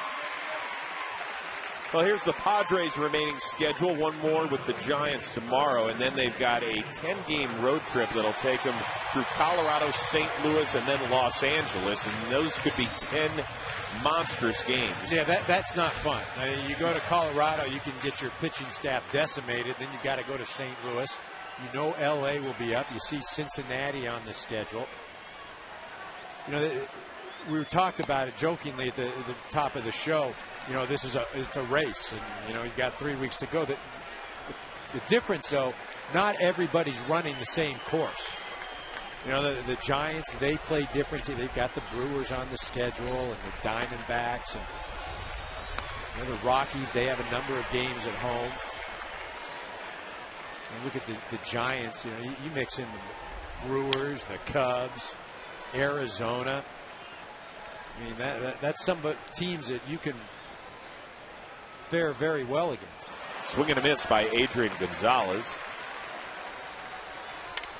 Well, these 2 teams will meet the final weekend of the year up in San Francisco. And in the meantime, you got to keep an eye on those Rockies. They've won 12 of 16 overall to climb to within 2.5 of the division lead. Called strike on the outside corner. And it seems like they do it every September. The Rockies just put together an incredible run. Well, no question, they did it a few years ago. Back up the middle to break a string of 13 straight retired by Bumgardner. But now you look at the Rockies, and they might have the best 3-4 combination going right now in baseball. I mean, with all due respect to Pujols and Holiday, and when healthy up there in New York, Teixeira and A-Rod. But you're talking about Carlos Gonzalez and Troy Tulowitzki, who has hit 8 homers in his last 8 games.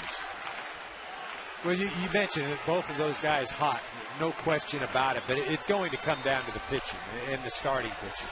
Oh, it always does. And you know, of the teams, I'd argue that they probably, of the 3, finished 3rd as far as staffs that I would pick.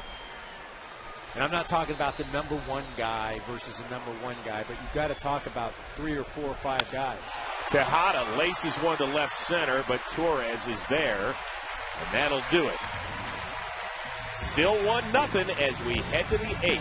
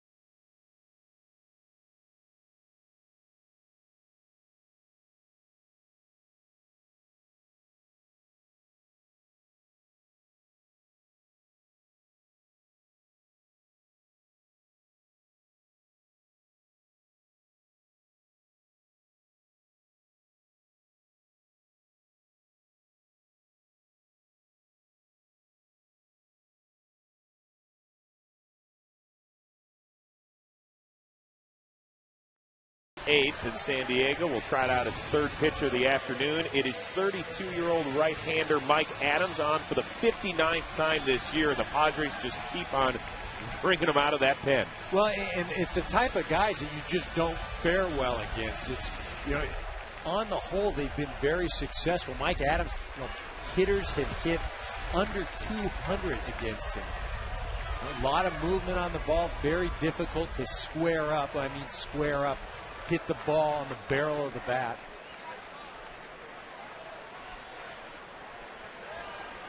And he will see Edgar Renteria, who is 0 for 2. Had a critical at bat in the second. Bases loaded, 1 down, and he popped out to Eckstein. Then Madison Bumgardner grounded out to end the frame, and that was the lone scoring threat for the Giants this afternoon. You see Bumgardner right there. A great outing, pitch efficient, makes one mistake and pays for it.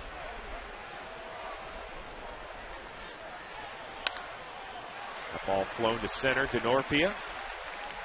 In a few bases, and now a few more as the wind wreaks havoc on the ball, and there's 1 down.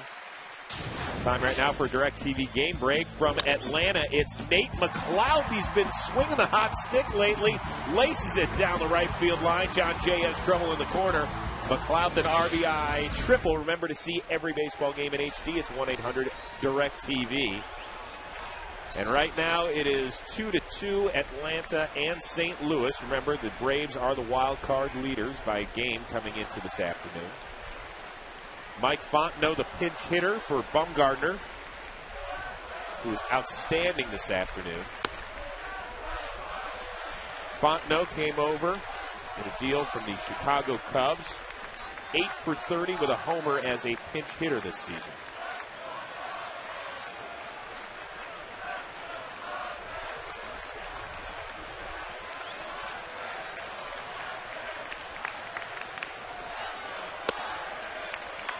And he is ahead of the count, 2-0.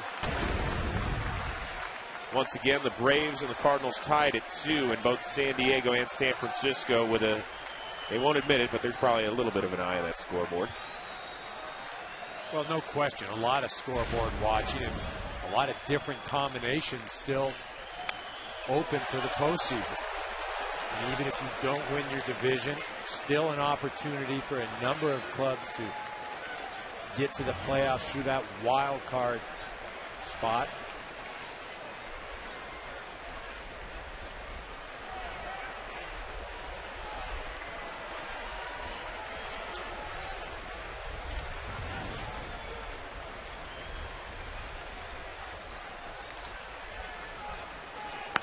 That one's way outside, and it's now 3-1. Andres Torres on deck as the Giants will turn over their lineup.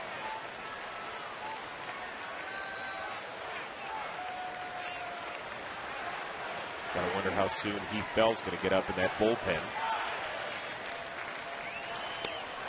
Big rip, no connect for Fontenot.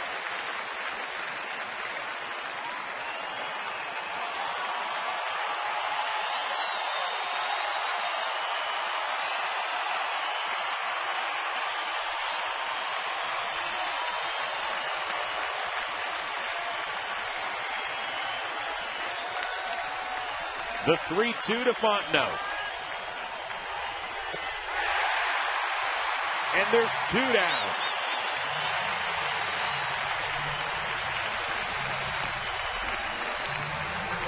The next week on Fox Saturday Baseball, the pennant race continues to heat up as these Padres head to St. Louis to take on Albert Pujols and the Cardinals. Some of you will see the Tigers looking to play the role of spoiler on the south side of Chicago. Coverage of Fox Saturday Baseball presented by Gillette begins next week, 4 Eastern, 1 Pacific on Fox. Check your local listing for the game and time in your region. So we'll be in St. Louis next week, and Eric? Get to see these Padres again.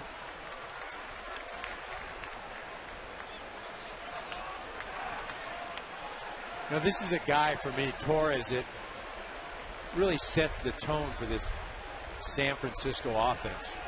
When he gets on, hits for extra bases. He can make things happen on the base paths. Really, their only everyday speed threat. They have some guys off the bench that can come in, but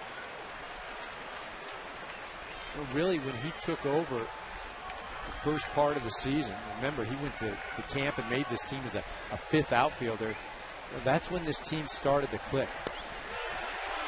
That one just outside.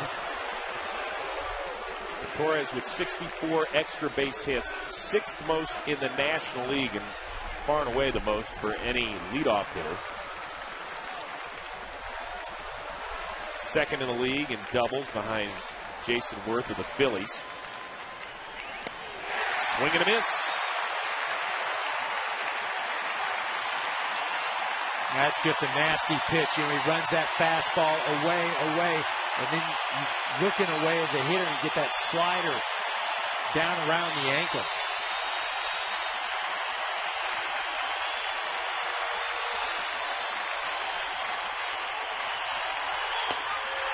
Just outside. 96 as he was bringing some gas. Jerry Crawford giving the outside part of the plate, but not that side of the plate. You've seen during the game, he's worked the corner on the other side, but that one doesn't get the call.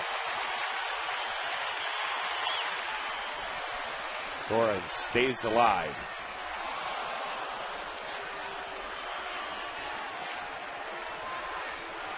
The Padres with 17 shutouts this season, tied for second most in the bigs behind the New York Mets.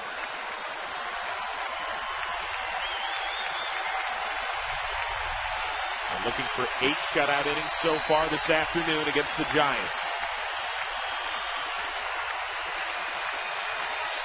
The 3-2. Gregerson and Adams have slammed the door shut. The battle for first in the NL West. It's 1-0 Pods.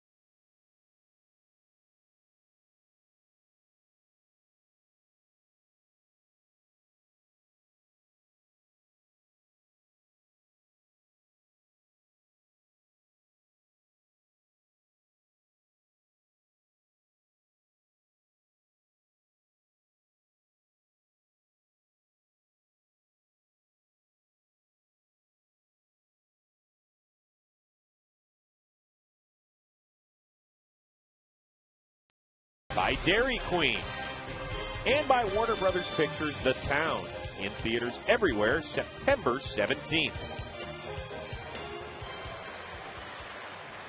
New pitcher for the San Francisco Giants, Ramon Ramirez gets Aaron Cunningham to bounce to short on the first pitch.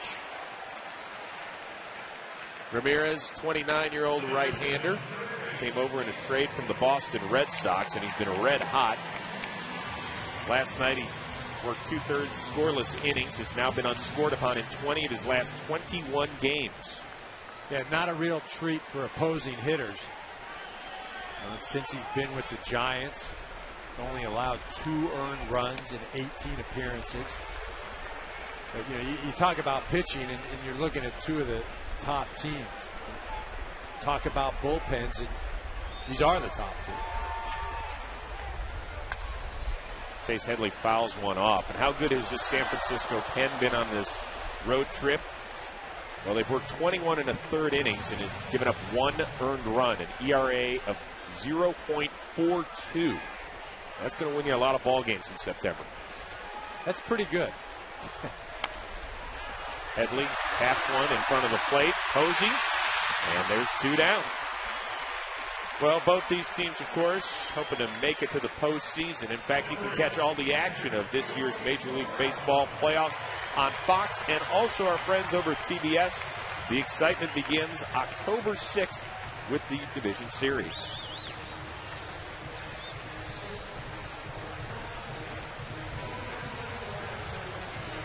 Giants haven't been there for 7 years to the playoffs. Last time San Diego got there, Bruce Bochy was the manager. In fact, he's been a part of all 5 Padre playoff appearances. 1 as a player, 4 as a manager.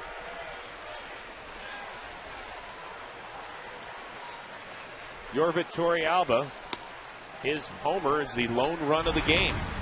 Happened back in the 3rd. Well, it's a fastball from Bumgardner. As you see, he shoots it right down the line. Right over the porch in right field. 322 feet. That one tapped foul. After that, Bumgardner was nails. Speaking of a guy who's been smoking, Heath Bell, 26 straight save opportunities. Well, we've seen Torrealba, we've seen Heath Bell, but for me, this guy right here, Tim Stauffer, has really stepped up in the last week. I mean, it goes without saying his performance today, but remember, when the Padres were in the midst of that 10-game losing streak, he gets the emergency start against the Los Angeles Dodgers in place of Manny Latos. He comes out and does a great job. They end up beating the Dodgers, go on to sweep that ball club. But Stauffer has stepped up twice now in really must-win games for the San Diego Padre ball club. Well, you got to figure that Stauffer's going to get another start. They have a rookie in Corey Lupke, who will start the series opener Monday in Colorado. He'll be followed by Garland and Clayton Richard.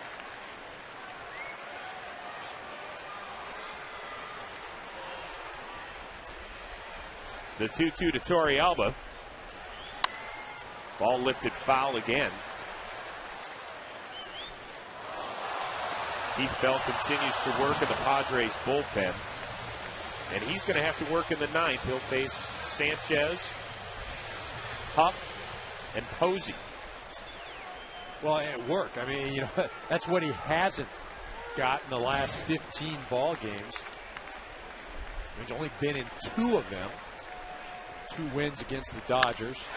The ball laced to right center. Torres is going to cut it off, but it's a 2-out single for Torrealba. He's got 2 of San Diego's 4 hits. And now steps in a former postseason hero for the Philadelphia Phillies. It's 42-year-old Matt Stairs. He's still swinging it. Why aren't you? I'm a little smarter than he is. Much easier up here in the booth. Well, see, now this is interesting because of the depth of the pitching staff. You've got guys that can come in. A little surprised that Bruce Bochy doesn't just go with the lefty on lefty here. Well, he does have Jeremy Affeldt working quickly in the bullpen. But it looks like it might be a batter too late. And that's the thing right here. You don't want to be down 3 going into the 9th. And Matt Stairs is up there for one reason, and that's to hit a ball into the stands. He's not up there to shoot the ball to left field or, work a count.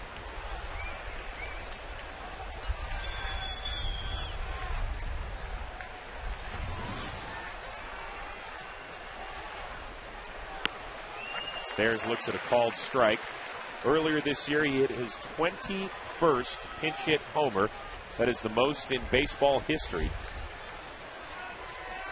Broke a tie with Cliff Johnson.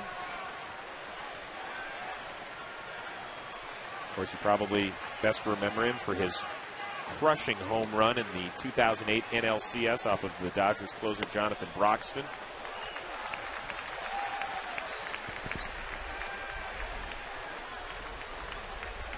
Stairs, undrafted free agent signed by the Montreal Expos in 1989.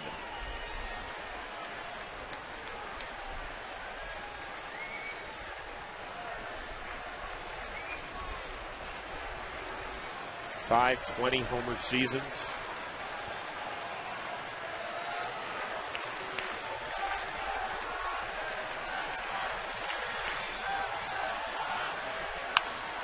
That ball laced foul.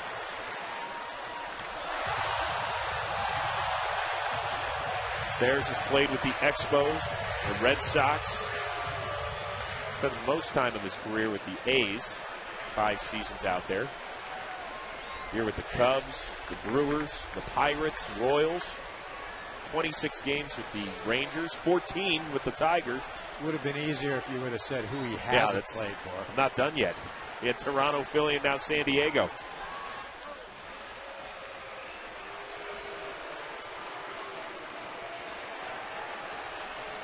Also spent some time over in Japan. How about the Mexican Summer League? He actually owned a Mexican League team. Don't joke on that one.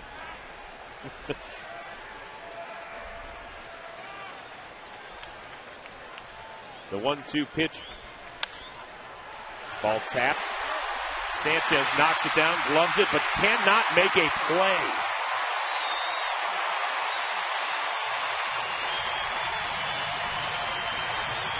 That one had disaster pretty much written on it from the onset. Well, he does the right thing in getting over and getting in front of it just to knock it down. This is where he makes the mistake, though. He picks it up with his glove. The minute he picks it up with his glove, there's no way he's going to get Matt Stairs. I mean, even, Matt Stairs doesn't run real well, but Sanchez has to pick that up with his bare hand so he can just throw it. Not going to be able to make the transfer from glove to bare hand and get the runner. Keeps the inning alive for the Padres as they look to tack on a little insurance for their closer Heath Bell. Jeremy Affeld's now good and loose, but probably could have used him on that lefty-on-lefty situation. Instead, Bochy will stick with the righty-on-righty. There's a called strike. Denorfia 0 for 3 has yet to get the ball out of the infield.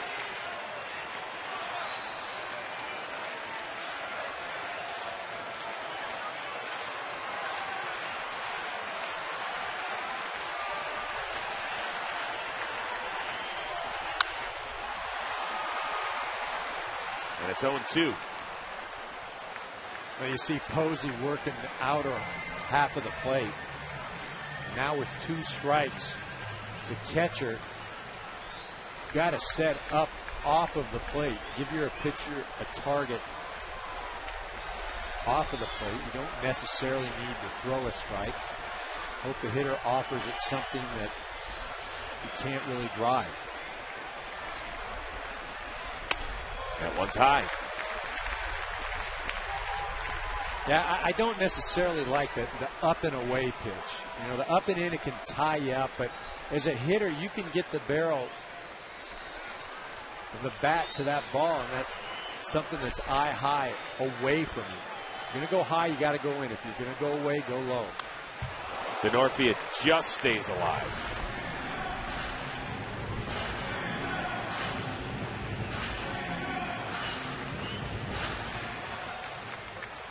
Torrealba reached on a 2-out single.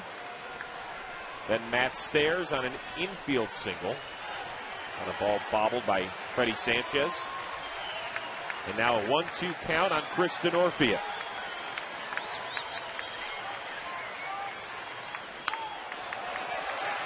Does a good job fouling that one off. Yeah, it's a great job by the Giants setting up away, going away, an even better job by Denorfia just to stay alive. Again, I'd go out there again. If it doesn't work, then you come up and in with a good hard fastball, tie him up. I'd go right back out there.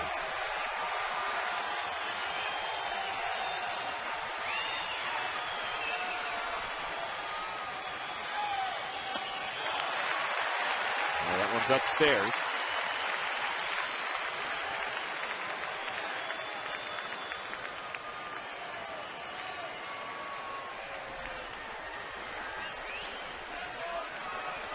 Dave Righetti next to the manager Bruce Bochy on a 2-2 count.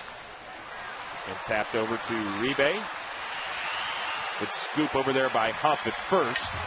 And the Giants have their last ups against the Padres all-star closer. Heath Bell looks for his 27th straight save.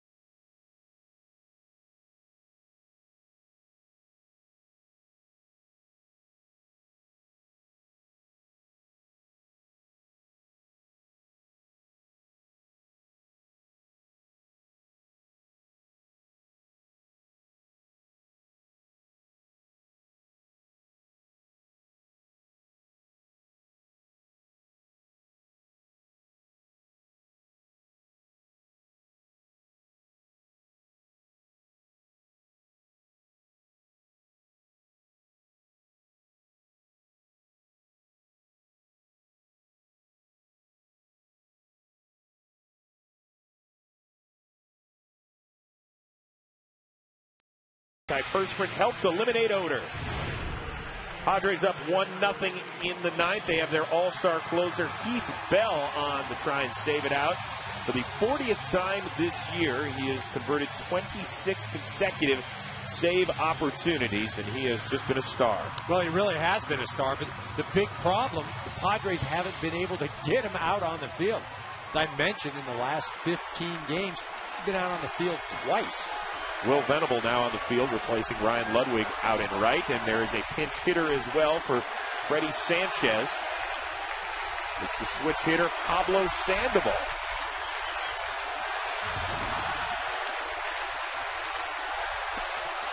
And he looks at one high. Now, assuming this game does not go into extra innings, Fox Saturday Baseball will send you to bonus coverage up in New York for the Phillies and the Mets. Matt Vasgersian and Tim McCarver standing by for more coverage of that. We'll take you there until the top of the hour, but first things first, the Giants are trying to force extras, or at least force the Padres to hit in the bottom of this frame.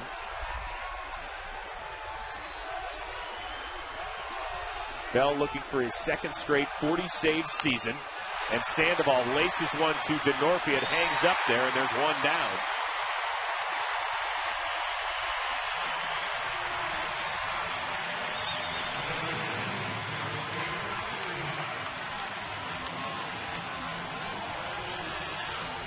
Now you talk about Keith Bell and how he gets ready to go in the ninth. It's cardio time with him. Yeah, just an all-out sprint coming in. Gets himself fired up. More importantly, gets the fans fired up. A big guy like that hustling in. You know, everybody needs something, and that's the way he gets the adrenaline going. Paints the corner against Aubrey Huff, who's 3 for 4 lifetime against Bell.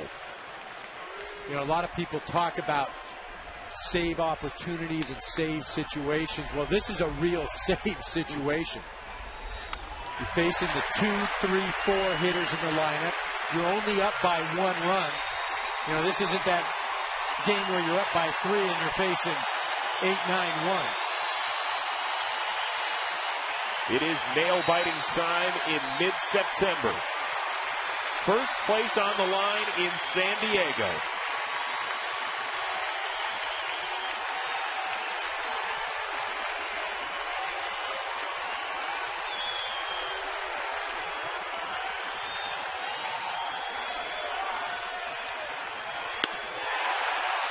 Just outside. It's like I mentioned earlier. I mean, Jerry Crawford has definitely given the other side of the plate. He's gone outside probably about 6 or 7 inches. That side of the plate, it's got to be over the white part for anybody to get a strike. And that one hit Huff, who will gladly take it even if it's painful. A 1-2 count, and the Giants have the tying run on.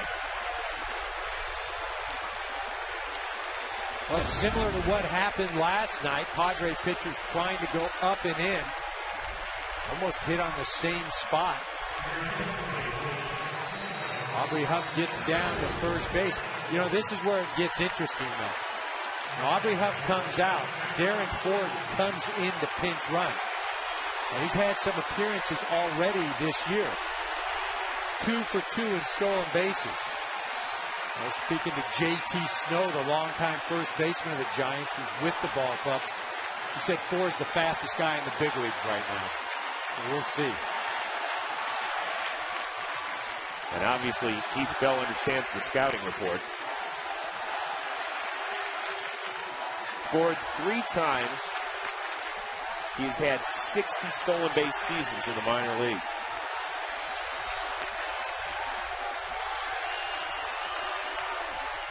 So a pair of youngsters in critical situations, and one of them just swings through to eat.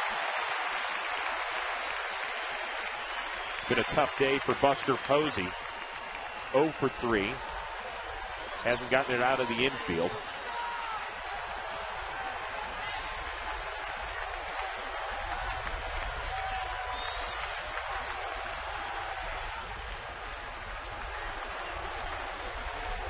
Well, if I'm Torey Alba, I'm setting up outside. Well, this is what Darren Ford can do for you. Pinch running on the September 1st against the Rockies. Stole third, and then Miguel Olivo throws it into left, and that was the eventual game-winning run for the Giants.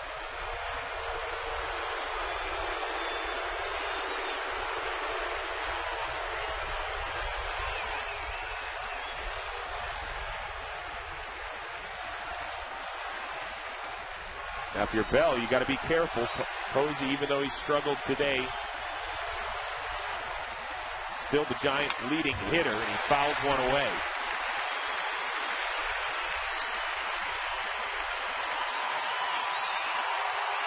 Well, it'll be interesting now. What's going on earlier in the game between Posey and Umpire Crawford and the expanded zone. You got to believe Torey Alba sets up off the plate.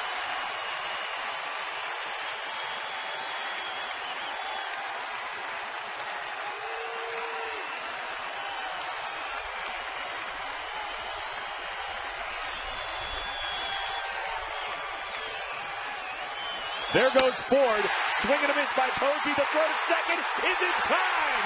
It is a game-ending double play as the Padres take sole possession of first back in the NL West.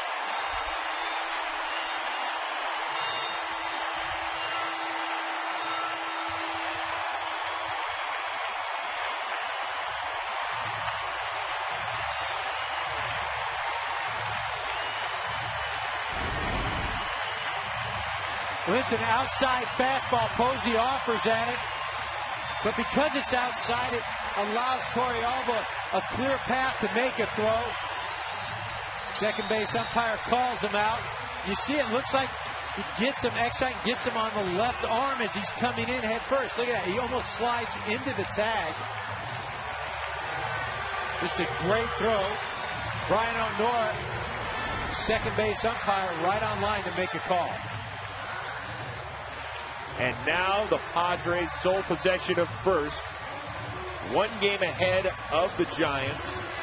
And it's another 1-0 game in this series.